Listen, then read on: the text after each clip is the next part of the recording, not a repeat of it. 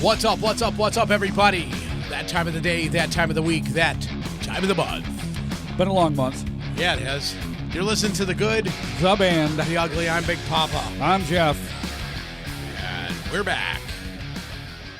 We are back. We're back. A little hiatus. That's all right. We're allowed. Oof. Yep, that slapped out low. How you doing, man? Good, and you? Oh, dude. Yeah, I get you. 2,400 miles in the last couple weeks on the bike. Yeah, boy. Yeah, it's been pretty good. Good. Weather's been hotter than balls out. How's your construction business? Your concrete business? Getting hard. I don't care. Anyways, it's the only time you can say that, isn't it? Yeah. Yeah, your wife's at home going, you better correct Would yourself. You shut up? I hate him. Hey, we've got a great day today. Yeah. I'm excited. I love it when a great guest comes back to promote some stuff. So we're not even getting into all the bullshit shenanigans we usually get into before. Yeah, forget it. Jeff, come on into the studio. Ladies and gentlemen. I'm already here. No, not you. The good Jeff. The good Jeff. Yes. From just all kinds of fame, from Megadeath fame, and from his new group now. We just got so many things going on. We're going to talk about all of it. We are right now. So what's up, Jeff? Welcome back. Peace, my friends. Peace. And this, as if everybody remembers, the way he left us last time was just running and jumping in the pool. Jumping in the pool. Which was cool as fuck. Yes. We couldn't get anyone else to do I don't know if I could top that this time, but I do have a pool out back. Probably. Send us a GoPro. Yep. Right? Yeah. We'll edit it in. I'll just carry the laptop with me and dive on in. Bro. That's right. I'll set it on the diving board. Oh, there you go. See, he's got to top it. I know. And go in from the other end. So Jeff called me a couple weeks ago talking about an event coming up for the new group. Yep.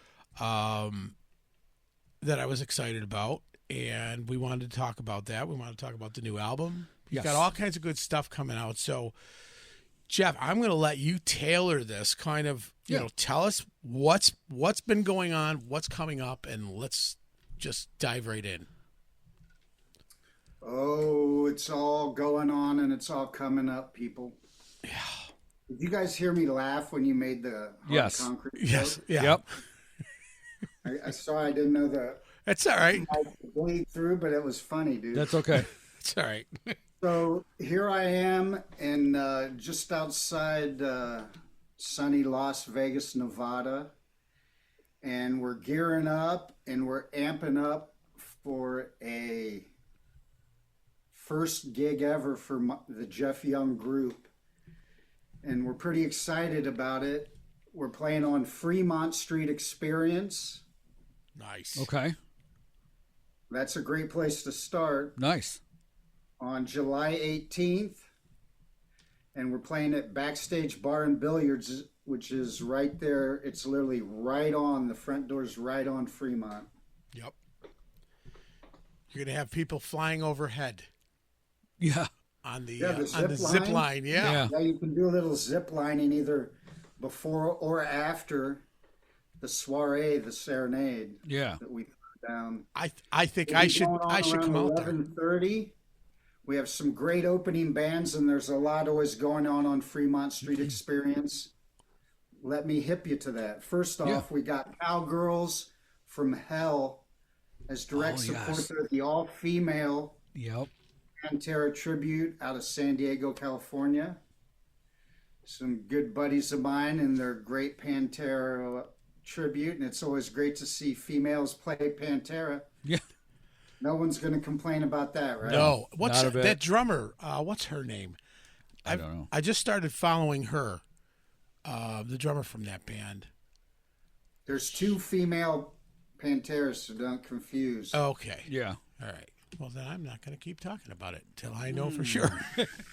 But there are female drummers in both. But so they're direct support. Then we got the Byron Nemeth group. Okay. Great guitar player here in Las Vegas. He just released, we were talking about my instrumental remake of the Beatles something before we signed on. Mm-hmm. When we were talking about YouTube censorship. And by the way, Byron just released his instrumental version of I Am the Walrus. And Oh, wow. maybe playing it that night. I'm not sure. Cool. Then we have Paradise Vultures and At Odds also opening the show. So it's going to be a great night inside Backstage Bar and Billiards. And there's something kind of extra special also going on Fremont Street. And it's so serendipitous. And when we found out about this was before the Black Sabbath thing that just went down here over the weekend. But Zach Wilde has a band called Black Label Society. Mm-hmm. Yep, we're familiar with that. And his second guitar player, Dario Lorino, is from Las Vegas. He's the local boy gone good. Got the Black Label gig as his guitar too. He's also a great singer, pianist, and he has a brand new band called Dark Chapel, and they're playing right outside the front door of Backstage Bar and Billiards from 10 to 11. Nice. Can you believe our good fortune?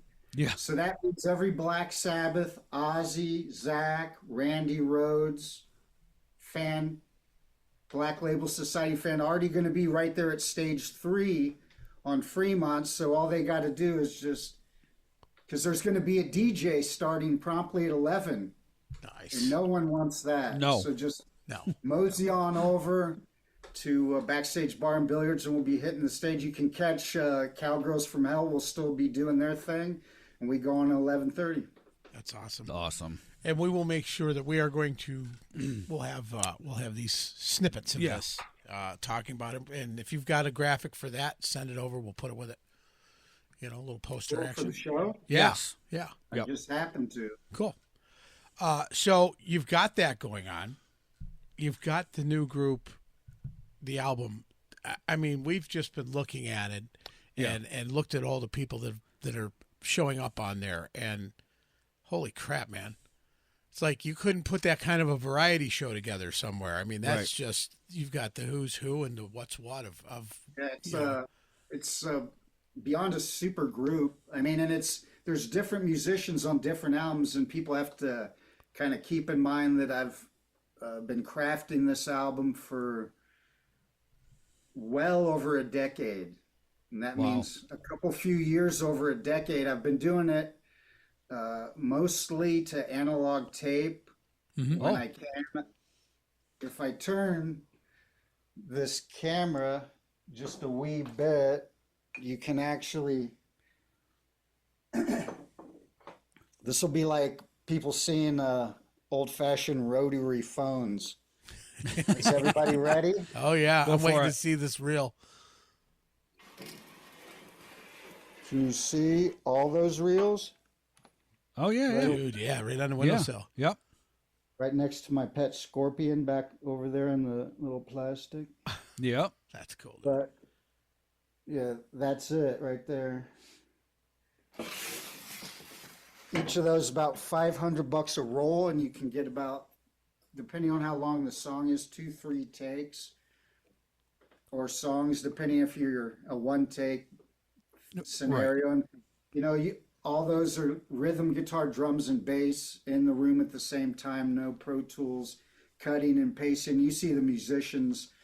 Other folks can go to lightningrising.com where we're talking. Just scroll down on the homepage. Yeah. And you'll see the folks we're talking about. Yeah. Mohini, Couple man. up and comers.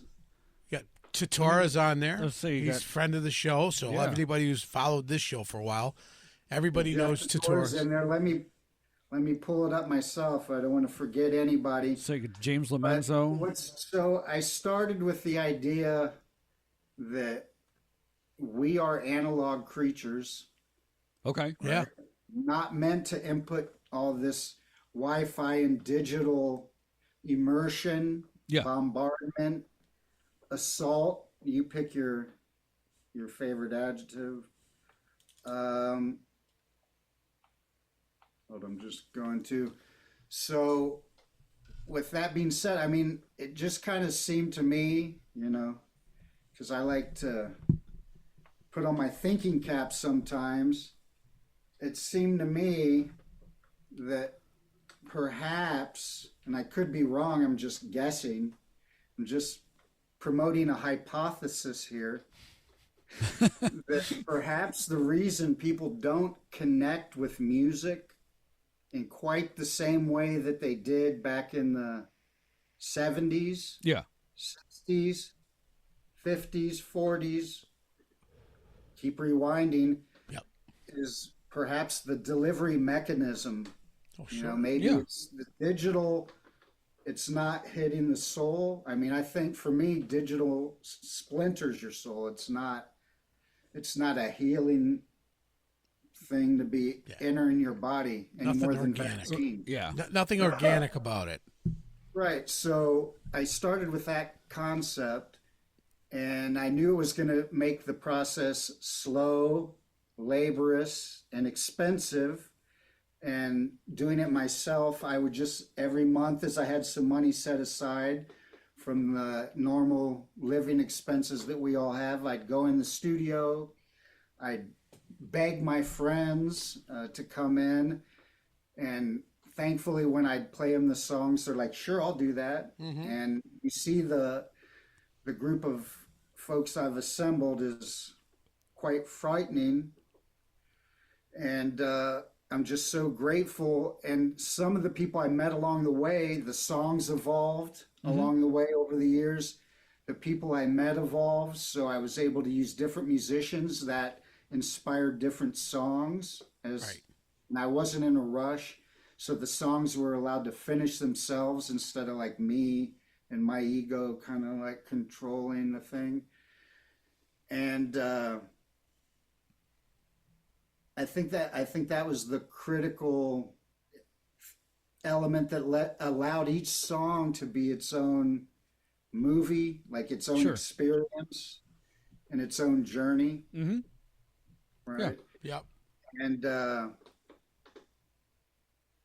so here I sit with the album almost done. I'm like 1-2 tracks away. If I want to add an extra, I could put it out on vinyl. Right now as a single vinyl. But I just happened to meet another great singer, and we're writing a great song. I'm like, this is a hit. This got to be on the album. But I just got a couple things to finish, and I'm talking to a couple labels. I'm also looking at the self-release. I got some buddies who go that route. Yep. Yep. And seeing kind of what the best way to get it out to folks so that all this work and experimentation, we can test the hypothesis, see if the music resonates with folks, and when you panned out over all this time and whatnot. When you release these things, we're talking about how times have changed and people have gotten away from the organic, falling in love with the songs. Years ago we would sit with our ears stuck to the radio in some form or another, waiting for your favorite song. For that song to hit rotation. You mean, could I recreate that scenario? Do you mean we'd run to the store and buy a new album, something like this? Yes. It happens to be the brilliant, look at this remaster. Like, I still do it. This is the remaster vinyl that has all the beautiful story. Like we used to read. Yes. We used to want to know where it was recorded. Yep. Mm-hmm. Who produced it? Who were the guest musicians? The lyrics. Yes. You could read them. Like they're too small to read anymore with the fonts on CD.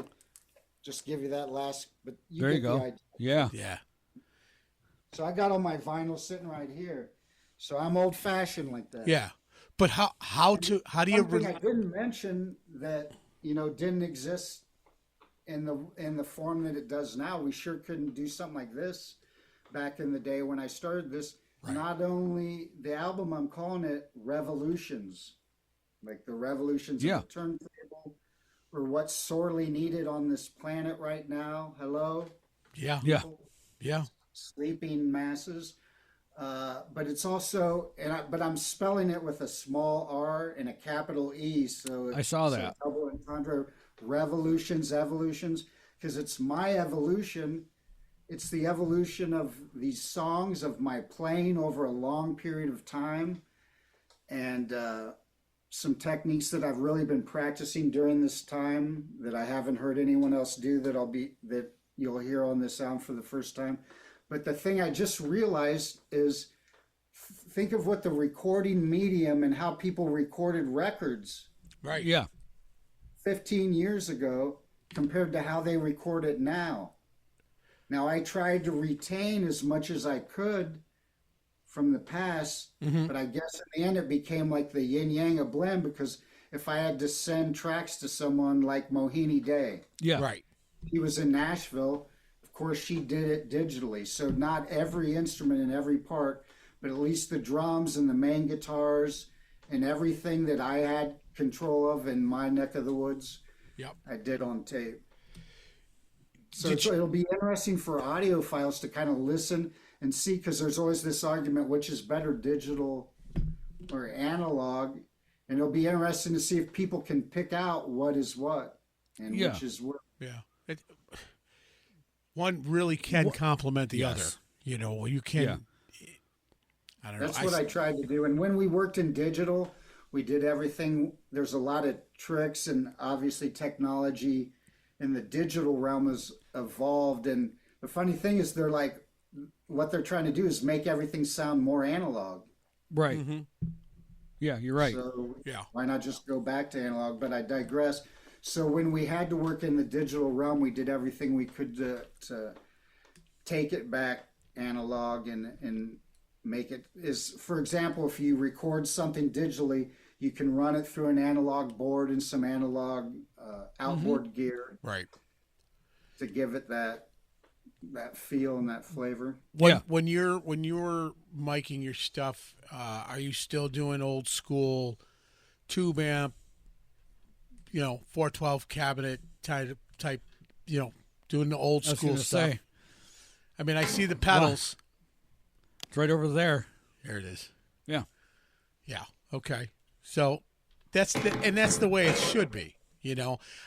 I've seen so many guitar players now, and look, for the ease of making quick transitions and making it sound like the artist that you're emulating and doing covers or whatever.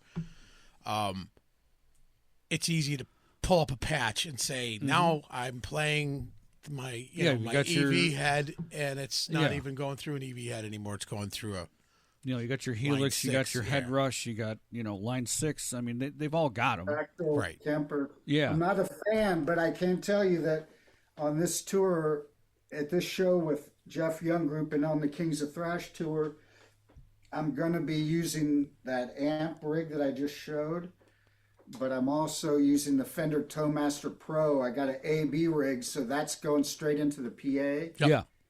And Fender, they knocked it out of the park with the Towmaster Pro. I actually used it on my record on a couple things.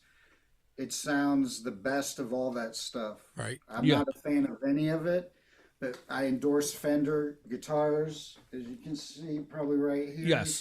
Got another one right here. And so when I was there happened to be in Scottsdale where my storage space is, and I was getting an EVH head worked on, and they said, hey, we got your head in this pedal. And he showed me the Towmaster Pro. You can show it to you right here. He goes, we got your head. Hold on while I grab it. We got your head. This actually has every EVH, every Fender amp ever made, every Marshall, Friedman, Bogner, Mesa Boogie. Yeah. So many Vox. This thing is killer. This is what I used on the whole Europe tour with Kings. And you can go, especially maybe watch Athens, Greece, any videos you can see. That promoter was a guitar geek. Okay. For sure. And he came up to me at sound check. He couldn't believe it. He goes, that's the best guitar sound we've ever had in here. So the Fender Towmaster Pro. Now I'm going to use the best of both worlds, that into the PA. Yep. So you don't have any bleed from the mics and the drums. So that'll be very clean and controllable, and then I'll use the old-fashioned amp, and then the sound man can blend. Yeah. Yeah. That's cool. Do you, digressing a bit, do you find when you grab one of these prepackaged Rockstar sounds, when you come across the Megadeath sound that they've decided to program in there, and you're like, there's dude, P cells in there. Right. And that's what I'm saying. Okay. All of a sudden it's like, dude, that was me. I took all that time to set it up, and now I'm clicking on the button that's got me. Right, now it's me. It's like, how close do you feel that it sounds to all the hard work you did? Killer, dude. Because Okay. Because let's face it, Megadeth, it was the most distinct, one of the most distinct sounds of the eight. You knew with the first, that one strum, you knew exactly it's a who it fucking was. Megadeth song, dude.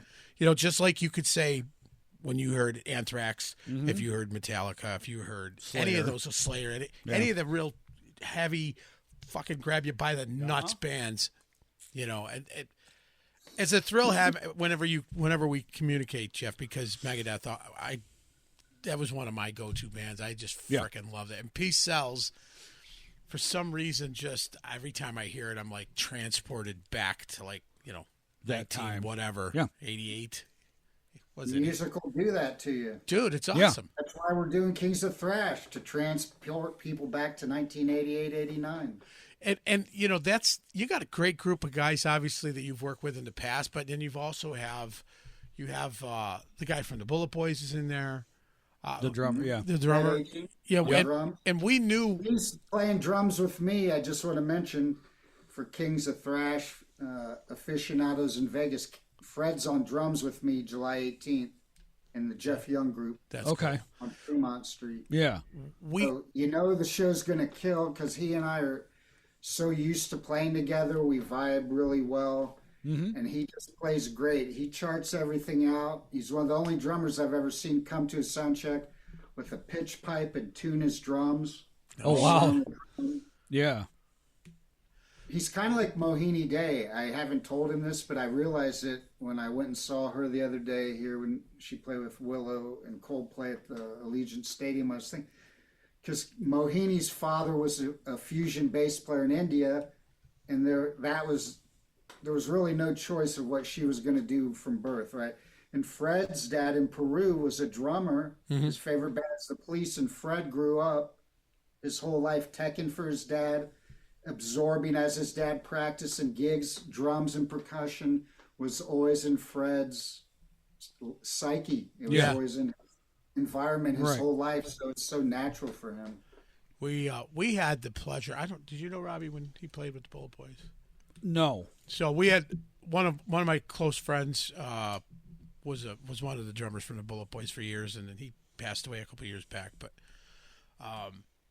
that was like my first experience with that band, is when he joined it. And again, another band. That band flew under the radar.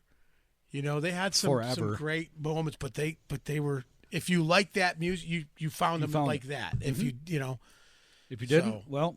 They had some killer cuts. I mean, they had the two that got on MTV during that era, and the Total Request live call-ins with Smooth Up Indian, For the Love of Money, Temptations remake. But they had some cool deep cuts like THC Groove. THC the Tom Waits remake, Hang on yeah. St. Christopher, was killer that. And they remade, because I'm a huge Tom Waits fan. Oh, okay. Yeah. So that grabbed me. So they're definitely a killer band. Jimmy Danda, their old drummer's a buddy of mine. Fred's rocking for as young as he is. He's got a few bands going, and he's a young entrepreneur. So happy to play with him. Yep. And, we played in a couple different situations, from the Ultimate Jam at the Whiskey. He has a band called Dead Groove. Okay. Yeah. It's kind of like a stoner rock thing. Their guitar player was stuck in Peru, couldn't get a green card, so I did several shows with them, like 6-8 shows. One of them we opened for LA Guns at Brick by Brick in San Diego. Went all the way to the East Coast, played the Cutting Room. So we put in our time together, so July 18th should rock. Yeah. I like to see that it doesn't matter if it's a local bunch of guys or national recording artists. Everybody's doing the same thing. It's a little incestuous, but it brings out some of the great projects, you know. So I run into that just even with my own guys, you know, right now. I mean, we go out to hear them the other night, and they're like, "Oh, that guy, the guitarist player is great." I said, "Yeah, well, he's in my band." He's like, "Well, why aren't you singing?" I'm like, "Because he's in that band." Not tonight. All right. You gotta let me tell you about the rest of my band. Though, yeah, please do. Please. July 18th. So we got Fred Aching on drums. Yeah. We got Gabriel Conner on bass from Red Devil Vortex. They just headlined the Whiskey last night. And they'll be opening for Kings of Thrash on the U.S. tour. And that's quite a coincidence. I met Gabriel through the Ultimate Jam. Yeah. We actually never met. We stood across the room and never got introduced backstage. Oh, jeez. 15 feet apart. But there's a song on my new album called Mirror in the Sky. And it's going to be featured in the new horror film Return to Fear. Oh, nice. Directed by Michael Sarna. He called me. He's a buddy of mine. He was instrumental in Kings of Thrash getting our record deal or our DVD deal. And subsequently the record deal for Lockdown. And now we got another song we're working on with Cleopatra. But Michael Sarna has become a real champion. He's a former Hollywood stuntman turned director. He directed most of the Megadeth live DVDs like Buenos Aires. Okay. I don't know all, so I don't want to quote, but he did many of the live Megadeth stuff. And so the natural carryover to Kings of Thrash. And he called me several months ago, and he was working on this horror flick, Return to Fear, and said, "Jeff, do you have a song that would work for the end credit? Like once the movie ends, that whole end credit run." Yeah. And I said, I thought to myself, okay, what's the scariest, heaviest song? And I had one that I had started. All I had was rhythm guitar and drums, which was Carlos Cruz, who plays with Warbringer, and also with Chris Poland and his band Ohm, his kind of jazz fusion trio. Yep. So Carlos and I had this track that we had recorded. That was all that was done. But I said, sure, I got a track. And I knew of Kayla Dixon, this phenomenal, and that's an understatement, vocalist from the Portland. She's up Pacific Northwest area. I knew her through Craig from Forbidden, the guitarist from Forbidden. Yep. They had a band together called Dress the Dead, and I caught a couple of their videos in my news feed, and I was like, that singer is a knockout. She's incredible. So with the drums and guitar that I had, I contacted her cold, and I asked her if she would write, and we'd split the publishing, the music, and she'd take the vocals and melody. Songwriting's a 50-50 split for the melody and the chord progression. So not even knowing her, I said, do you want to write this song and sing on it? And I sent it to her, and she loved it, and she sang an amazing vocal on it. They liked it so much that it beat out another, definitely more well-known band than the Jeff Young group, since we don't even have an album out yet. And it's in the movie, and they came and said, let's do a music video. So if you think back kind of Dokken when they did the Dream Warriors with Nightmare, it's kind of... Yep. That's the last time I've seen like a music video in the movie this well integrated. We had two of the actresses in the movie, part green screen and some other cool stuff. I don't want to give too much away, but I think we're looking at like an August release with the movie coming out 3 or so months later.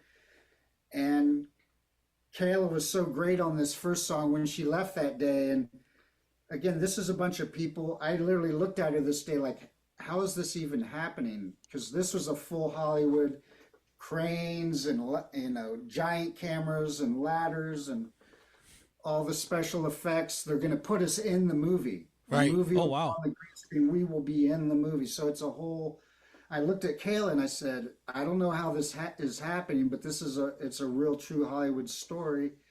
And we just kind of looked at each other, and all the people in this room, we couldn't believe, like, where are these angels coming from that aren't getting paid, that don't know us from Adam, aside from Sarna.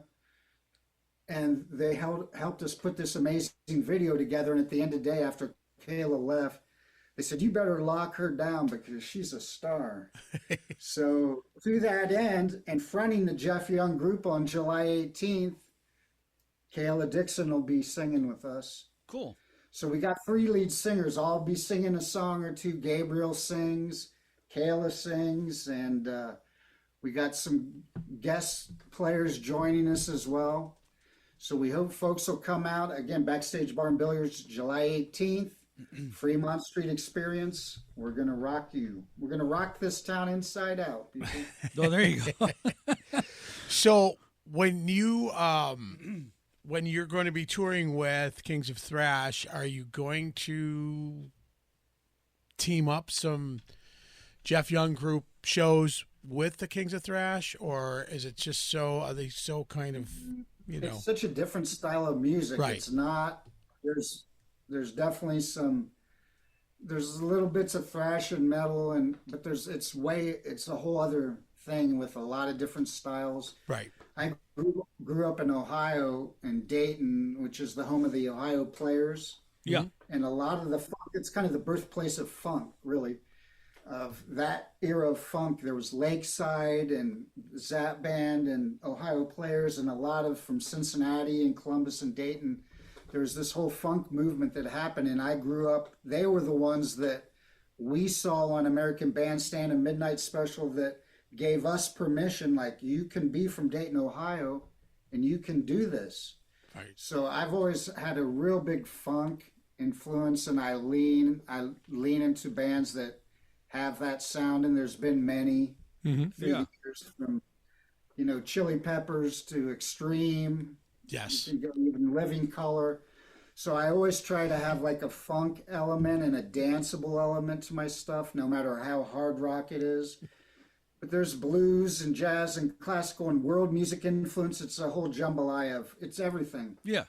Oh, and like Dieth, we did that with Dieth. David Ellison has a death metal band. They opened for Kings of Thrash in Europe. And that was a little more of a fit.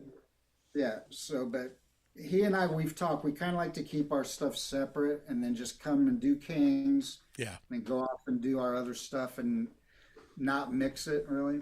I didn't know if maybe since you're going to be in the geographical area, sometimes I know that like Tatora. Every time Blue Man Group would tour Europe and he was on that tour, while Tinnitus was all of a sudden, playing at a local club. Right. He would find like the hotel or somewhere. He'd book a gig for Tinnitus because all of them were in Blue Man. Yeah.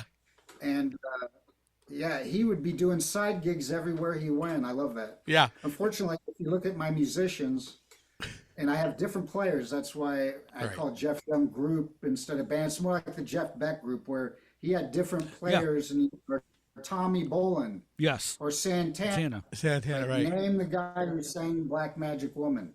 Okay? And I rest my case.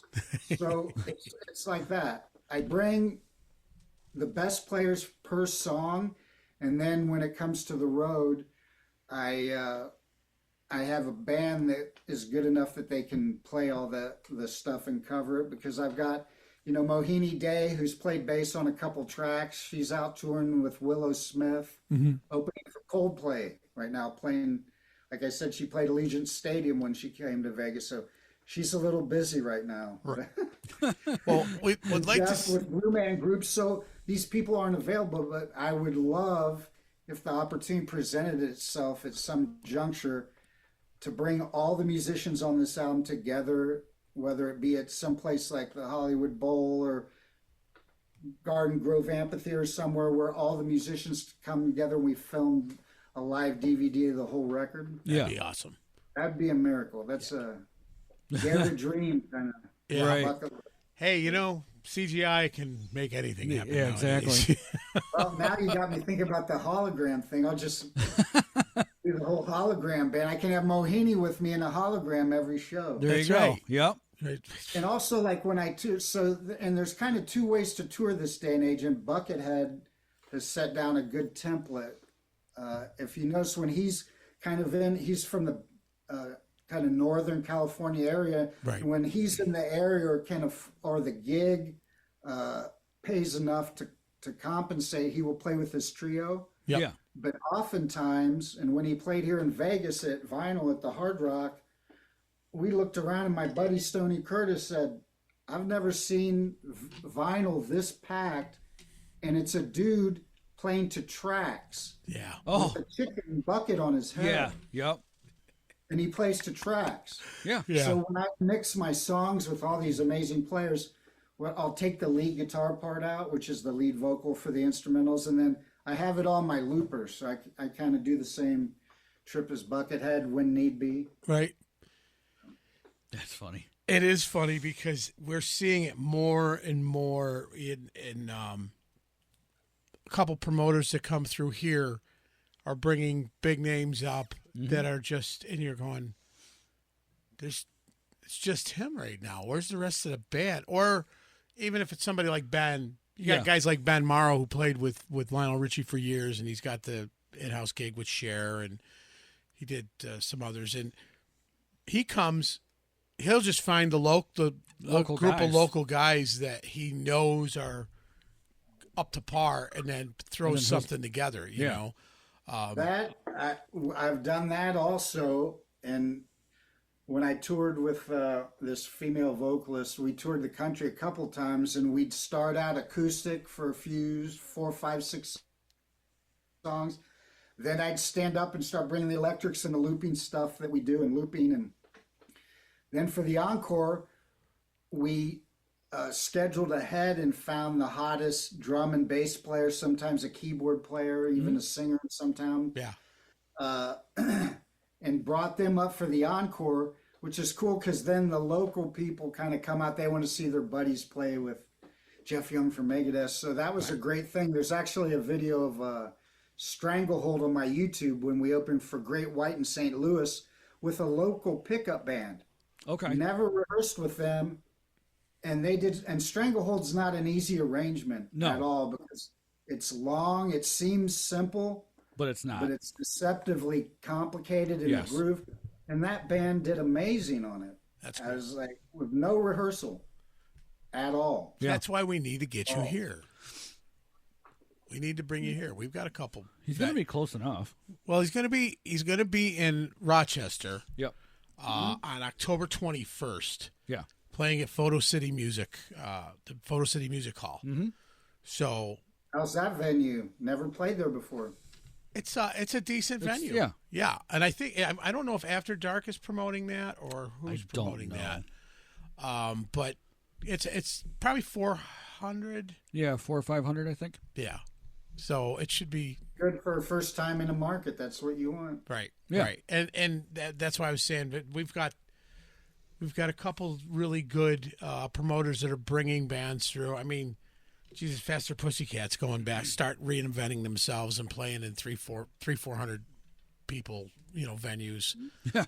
They just did the Lost Horizon again. Yep. And the Lost Horizon, let's face it, I mean, if you've been on, you guys played the Lost Horizon as Megadeth years and years and years ago. It was a small venue, had a pole in the middle of the stage. That was they were known for that. Yeah. Those are the worst, man. There's a pole right somewhere in the middle of the stage. Oh yeah. Yeah, eventually it came down and it's been gone for years, but they were known.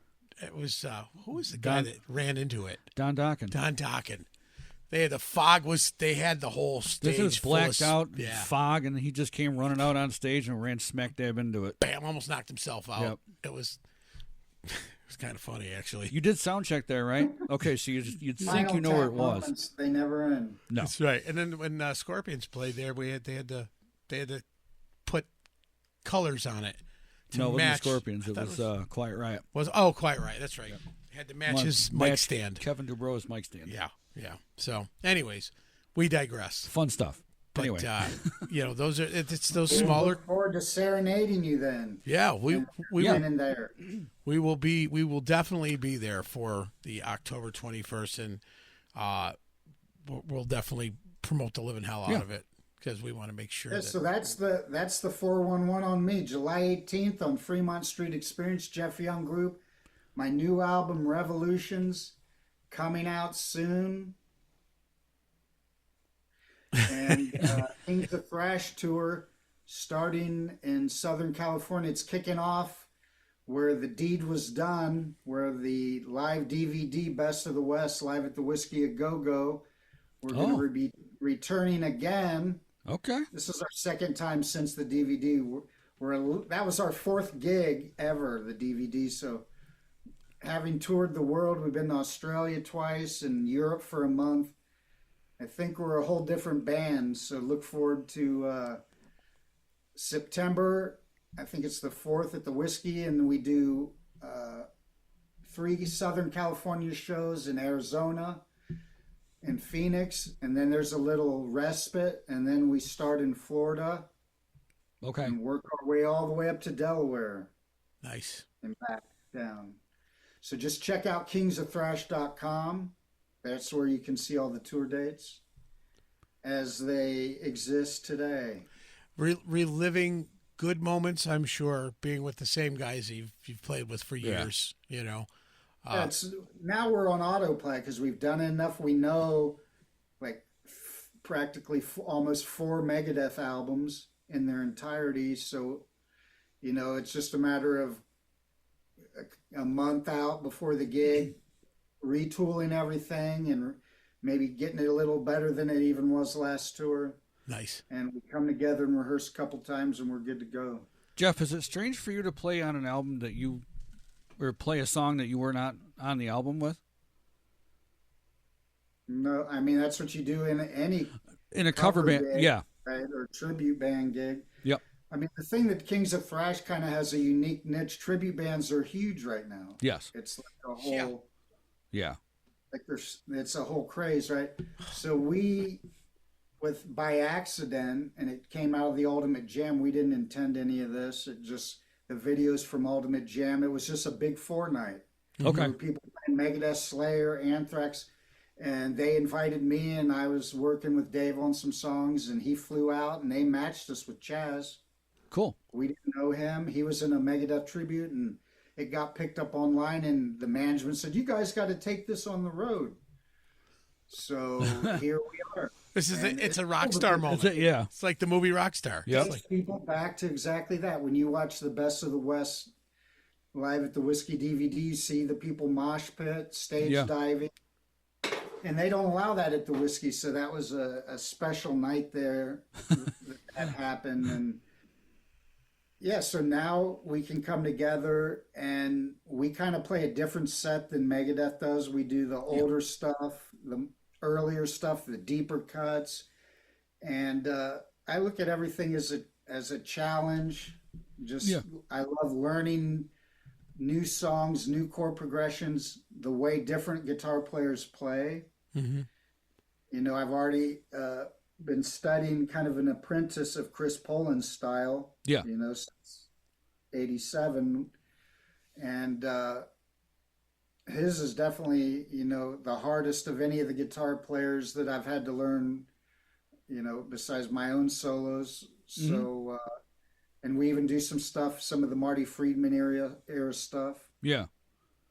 That's pretty cool. That's good. So it's fun. It's a fun little thing to go out and tap into that nostalgia and reminisce with people and go back in time.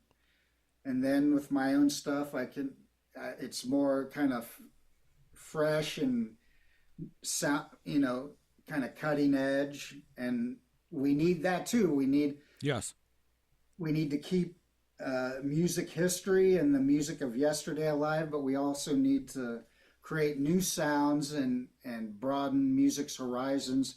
And, you know, my whole thing is by mashing up, you know, rock and blues and world music and metal and, you know, jazz and classical. That's where you're going to come with fresh new sounds. Yeah. And even if 2 players, you know, mashed up the same genres, they would still come out sounding different because of, you know, each person's like their personality and the way they play is like a fingerprint. Yeah. I've seen, you know, you see you've seen it your whole life because you've been playing it. You hear these songs are building in your head. And if you're a fan of one, if you're, let's say, a Megadeth fan, and then all of a sudden they see you doing something completely different, it's like, wow, didn't know that could come out of him. Right. And you're just so blown away. But the whole time you're like, I could have showed you this 10 years ago. You just didn't, Most you of didn't have a chance. America doesn't know that, a decade after Megadeth, I did a world music album, and I lived in Brazil. Right. 4.5 years, and that album went #1 in Europe, and we toured the world. We opened for Joe Cocker. We played Lilith Fair. We played Farm Aid 2000. I brought Billy Sheehan in as our bass player. The reason you guys missed it is because the month our album got released, there was a big shakeup with our record company. The label was already, Polygram was the biggest label in the world. Right. Mm-hmm. If you had Polygram, you had Island Records, which was Chris Blackwell. Yep. That had like Melissa Etheridge, Bob Marley, U2, Yeah. all the bands that Chris Blackwell. Then they had A&M Records, which was Herb Alpert. They had all these different subsidiaries under Universal. Under Polygram. Seagram's Whiskey from Canada came in, swooped in, and bought Universal Motion Pictures, which is why I mentioned that, and Polygram, Right. Yeah. and made a giant mess. Yeah. So 3,000 people in America lost their jobs during that. Wow. All the marketing money for our album, the video budgets, all the support was just like, everyone was just protecting their jobs at that point. Yeah.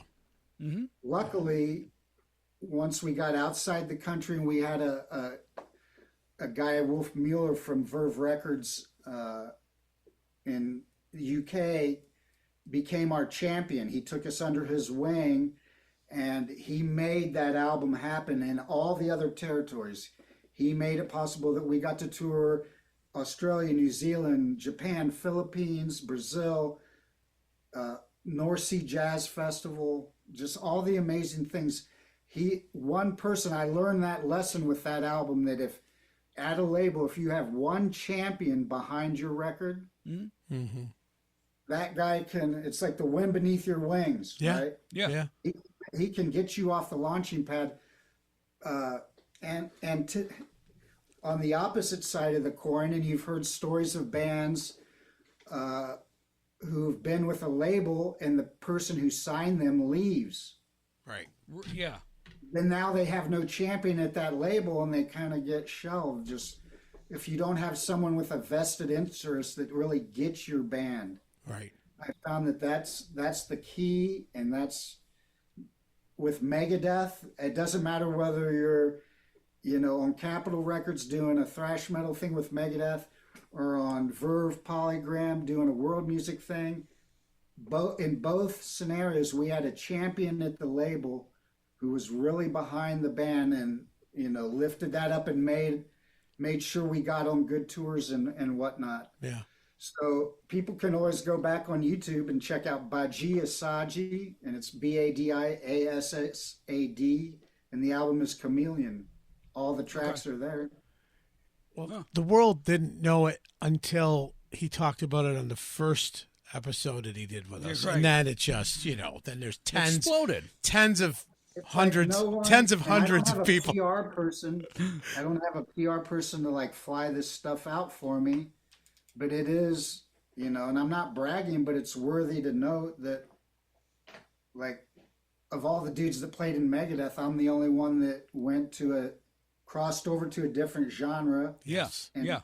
wrote and produced a #1 album. Yeah.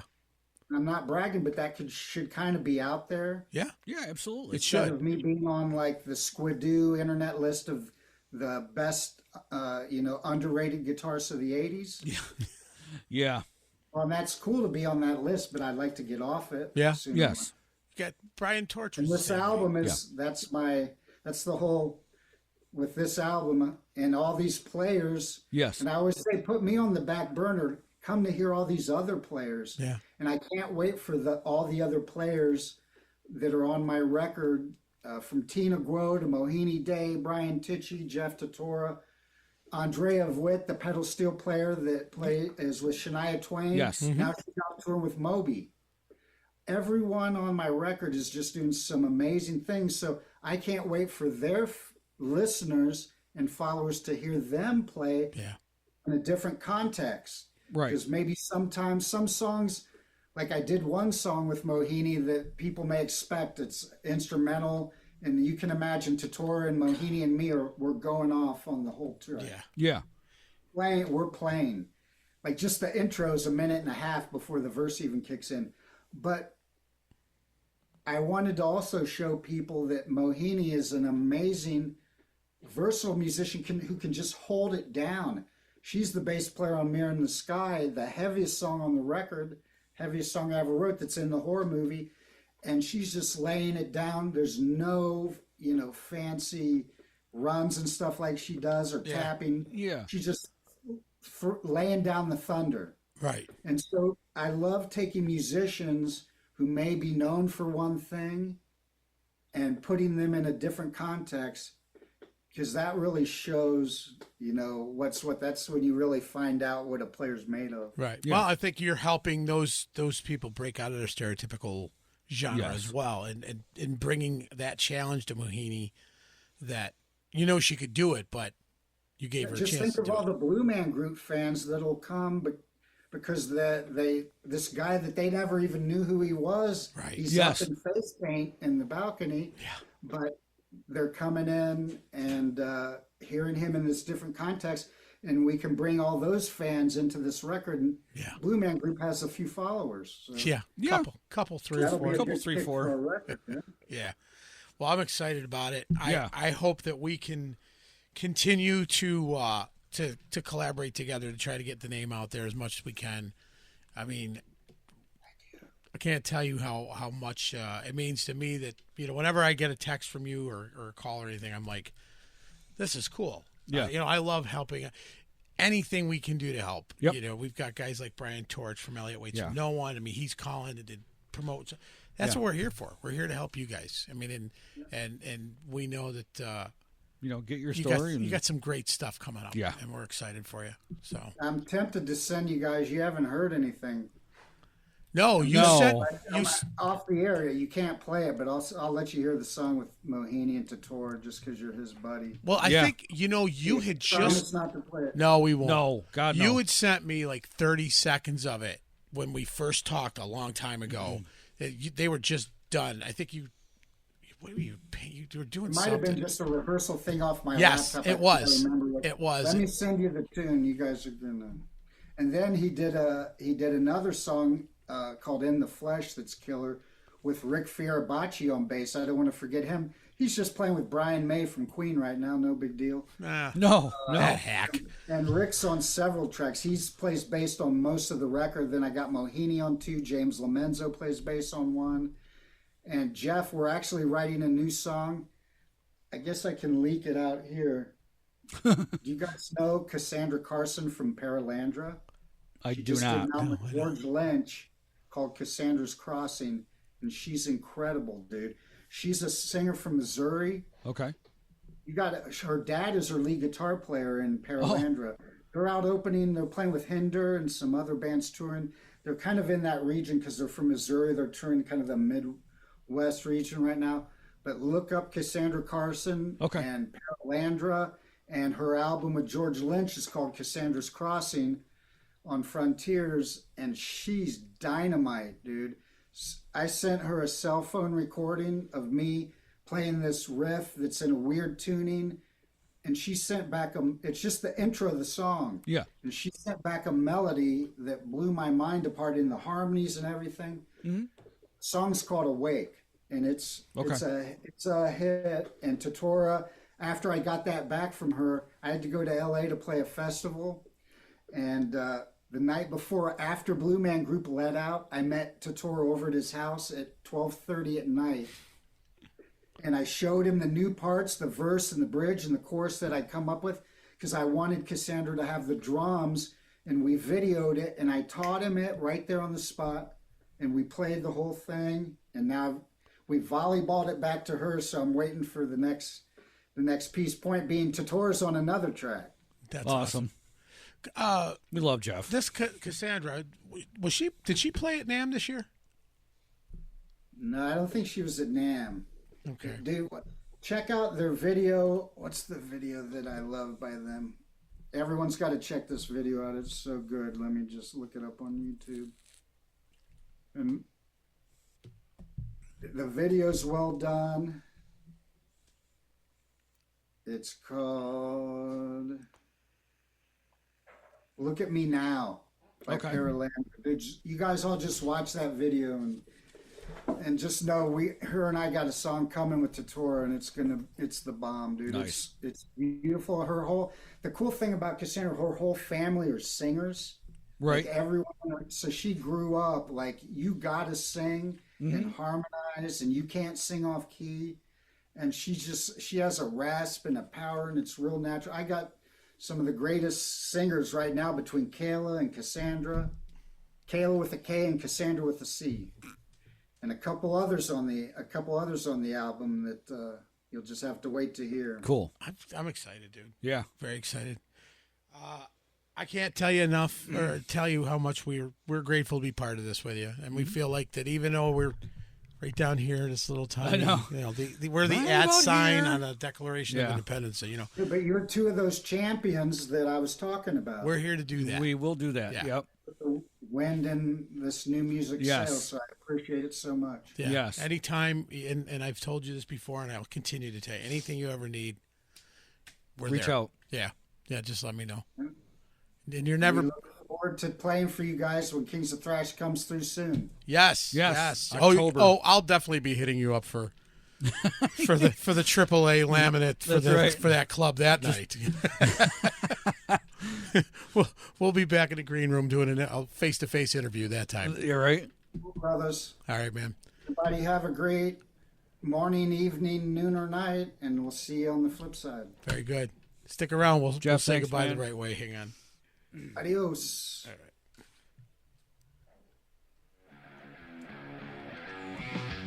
Well. You've been listening to The Good, The Band. The Ugly. I'm Big Papa. I'm Jeff, and That's is Jeff Young.